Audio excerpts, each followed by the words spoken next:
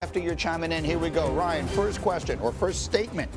If I said Jordan Love and the Packers are going to win the NFC North this year, is that fact or fiction? I'm going to say that's fact. What they were able to do with the run game with Josh Jacobs last year, Jordan Love playing through injury, getting to the playoffs again for the second year in a row with Jordan Love at quarterback. I believe this team just takes another step. You got Matthew Golden in the first round to add to that wide receiver crew. Matt LaFleur, to me, really coming into his own as a play caller and a defense that was ascending last year. I have questions. Go ahead, Shefty. They might be the most talented team in that division. The problem is that the Bears should be a whole lot better. The Vikings, we'll see how J.J. McCarthy fares, but they might be better. The Lions are tough. You could make an argument for any team in this division that is capable of winning it. Anyone. Can I make a statement here? Because I picked the Packers last year to go to the Super Bowl, and I picked Jordan Love to be the MVP. And I know that he had the injury at the very beginning. Yes, you and I both did that. But as I watched the season progress, even long after he came back from the injury, he still does. What he needs to get out of his game is just the confounding play. He still has a few plays, maybe every other week he does something, the kind of things that cost you games, that make you scratch your head. They need to get that out of his game if they're going to take the step you and I are both expecting. I agree. Critical situation decision-making is very important to Jordan Love. You don't have to go make the play that's above and beyond what you're being asked to do. But the other thing about this is, yes, the Detroit Lions may be better. The Minnesota Vikings may be better. The Chicago Bears may be better because we're talking about different changes that they have made.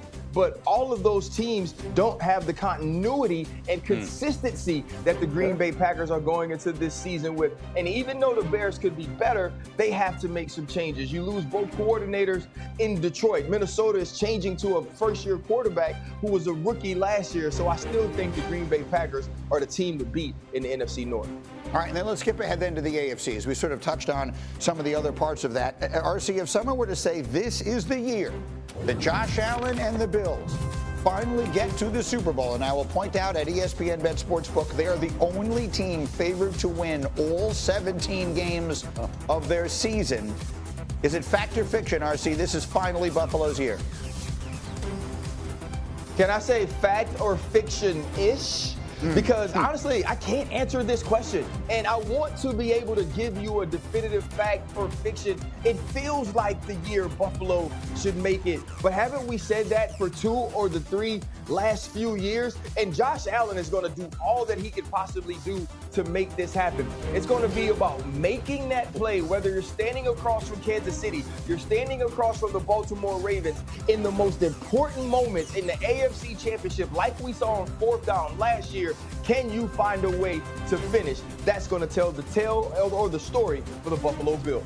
Shefty, let me show you what the odds are saying. Despite being favored in all of their regular season games, the Bills at ESPN Bet Sportsbook are only the 4th favorites to win the Super Bowl. The Chiefs and the Eagles are the co-favorites this season, with the Ravens in 3rd. There you see it, followed by the Bills and then the Lions. And wasn't RC just making the point 20 or so minutes ago that the Ravens are capable of winning the Super Bowl? The Ravens are really good. The Bills are really good. The Bengals should be better. The AFC is loaded, and that doesn't even include the AFC West. Yes. Look, one of these years, we all hope it would be the Buffalo Bills year. It would be great to see the Bills win a Super Bowl.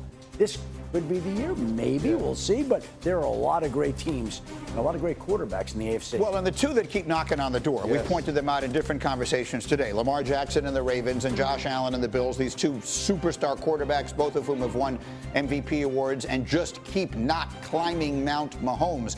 Is there a reason to sort of lean one or the other this year, RC? If I were to say if one of those two guys is finally going to get it done, which one would you lean towards? I lean toward Josh Allen. And it's because I've seen it, Greeny. I've seen Josh Allen stand on the field with the greatest player in the world right now and go toe-to-toe with him. I saw Josh Allen give this team a chance on a pass to Dalton Kincaid, falling backwards, throwing off of his back foot, and give them an opportunity to win that game, and he just dropped the football. Josh Allen has shown us that he can do everything you need to do on the big stage. Lamar Jackson has not. Do I believe Lamar Jackson has the potential? Does Lamar Jackson have it in him? Absolutely. He's one of the greatest players I've ever seen, but I haven't seen it the way I've seen it with Josh Allen. And to be honest with you, if I'm going to trust any guy in the playoffs, it's actually Joe Burrow. I talked to a defensive secondary coach this year at a pro day, and I was asking him about the different quarterbacks. And I was like, he's like, yeah. And he played all three of those guys this year. He played Lamar, he played Kansas City, and he also played Joe Burrow. And he said, you know who the best one is? It's Joe Burrow. He said, Patrick and Josh and Lamar, they can make something out of nothing, but it's usually because they've missed the something in the beginning. He said, Joe Burrow never misses. If this defense is right, watch for this team. They could be back again competing to go to the Super Bowl. And they might be. But that's the whole thing. Here's the thing. It doesn't feel as great as Kansas City has been in the past, and they've been tremendous. It doesn't feel like the Chiefs are better than they've been. It does feel like the Bills are better. It feels like the Ravens might be better. It feels like the Bengals will bounce back and figure out what's ailed them early in the season. Have they made any market improvement on defense? Have the Bengals made the moves to their defense was so bad last year. I don't care how good Joe Burrow is. They've got some major question marks, but the thing with that offense is it's good enough to outscore a lot of the other defenses and overcome their own defensive deficiencies. Right.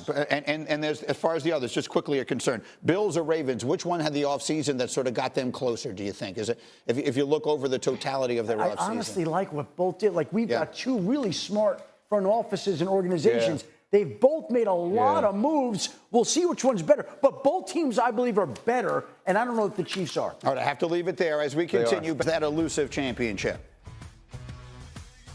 You know what, Greeny, I can't answer that question. It's the year that Lamar Jackson has to win the championship. There's no more pressure on any player in this entire league to perform in the playoffs than there is Lamar Jackson. It doesn't matter that you add DeAndre Hopkins. It doesn't matter that you go out and get Malachi Starks to be in the secondary in the first round. It's what does Lamar Jackson do in the most important moments. And what has happened is he's been the best player all season during the regular season and come up short in the playoffs. That can't happen if he wants to get a ring. Absolutely. And then finally, Adam Schefter, I will come to you on the Steelers. How long? It's May 27th. Yeah. How long are they willing to wait for Aaron Rodgers? Well, Greeny, it's May 27th, and their first game is not till September 7th when they play the New York Jets. So I would say they're willing to wait until September 7th. But the truth of the matter is the Steelers have a mandatory mini camp June 10th to the 12th. So if we're going to get an answer from Aaron Rodgers, and he certainly seemed to hint at that this past week at a public Q&A, I think we could hear something in the next couple of weeks about him coming back to Pittsburgh finally. Yeah, if you've missed it, he's done two things that were sort of like dropping breadcrumbs, right? First, he was publicly throwing passes with DK Metcalf at UCLA not long ago, right? That's something that you choose to do randomly. And then this week, he was asked at this event, you know, a young woman asked him, could you ever play for the Bears? And he said, well, no,